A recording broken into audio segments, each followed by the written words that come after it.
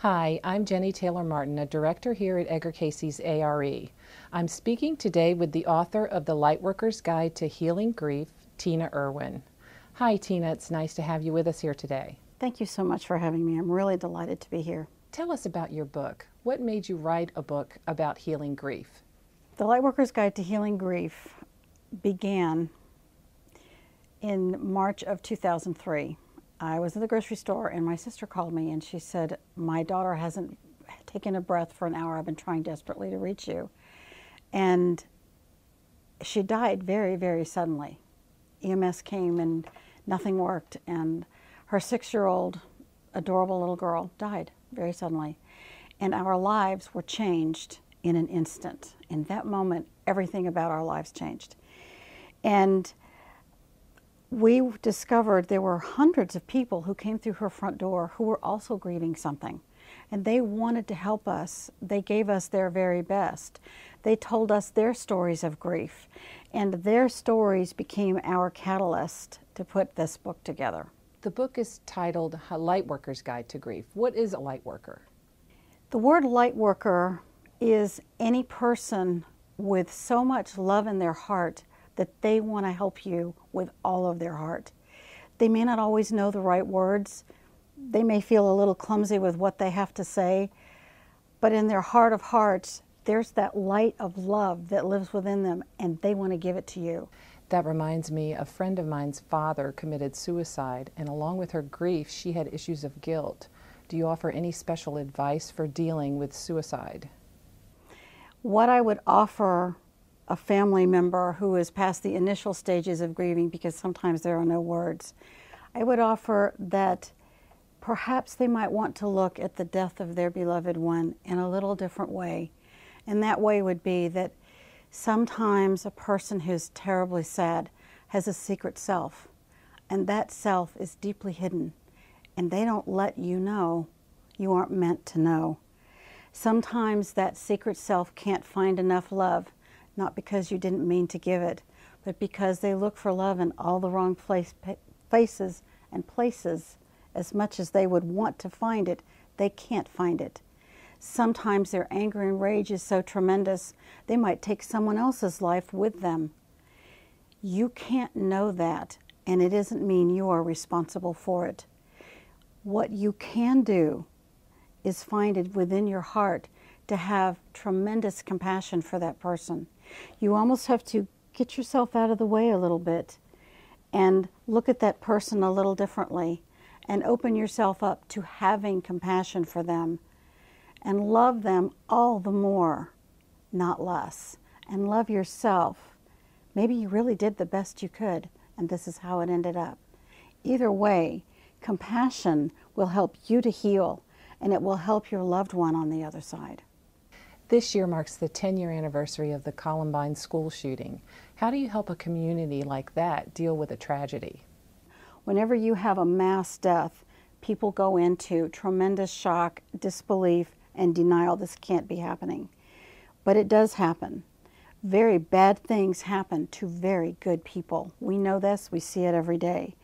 The best way to help them, if you don't know any of the players in the situation, is to send them prayer. Another example is 9/11. I didn't know anyone in New York who died that day. I didn't know a soul. But for weeks and weeks and weeks, I sent prayers to all of the players, everyone, because they all needed our help. Everyone who died and everyone who survived and everyone who was a relative of someone who died needed profound prayer. The energy of prayer is so dynamic that without it, none of us would ever heal. In your book, you often discuss service. What are some ways people can be of service?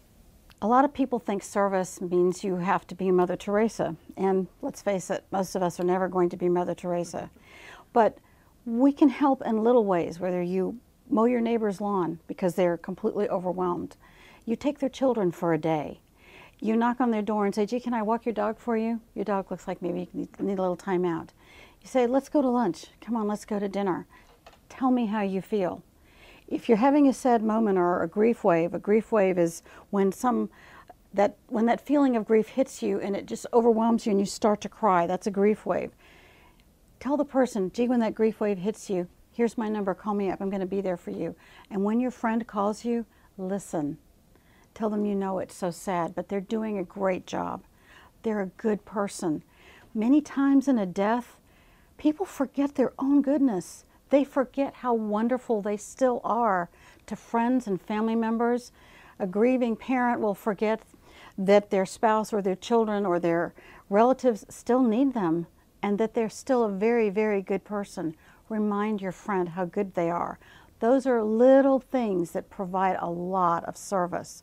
Day after day, week after week. Be there, be a friend, be caring, be helpful.